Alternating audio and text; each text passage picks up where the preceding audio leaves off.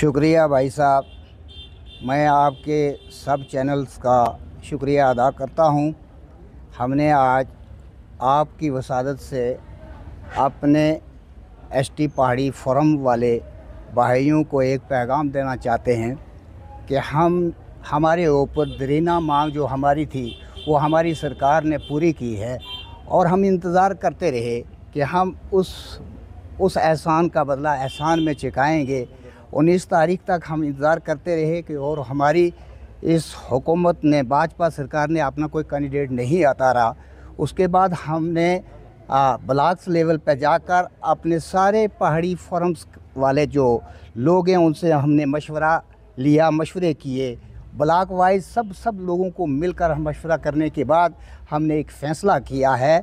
तमाम लोगों की वसादत से कि हमारे जो पहाड़ी लीडर अपनी पार्टी के ज़फ़र इकबाल ख़ान साहब हैं, हम सब लोग मुतफ़िका तौर पर फ़ैसला करते हैं कि उनको हम सपोर्ट करेंगे और अपनी सपोर्ट के साथ साथ हम अपनी नरेंद्र भाई मोदी जी से और अमित शाह जी से भारतीय सरकार से हम अपील करते हैं कि जिसको हमारे पहाड़ी लोगों ने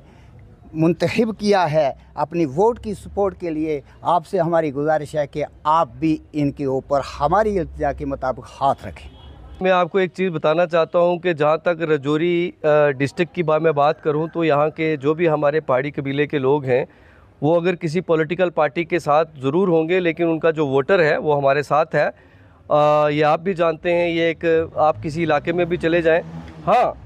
जो हमारा पुंछ डिस्ट्रिक्ट है वहाँ पे थोड़ी सी दिक्कत आ रही है। वहाँ पे बेसिकली वो पहाड़ी लीडर तो मैं उनको नहीं कह सकता, वो अपने आप को पहाड़ी लीडर ज़रूर कहते होंगे, लेकिन हम उनको सेल्फ रूल लीडर कहते हैं। इसलिए सेल्फ रूल लीडर कहते हैं क्योंकि वो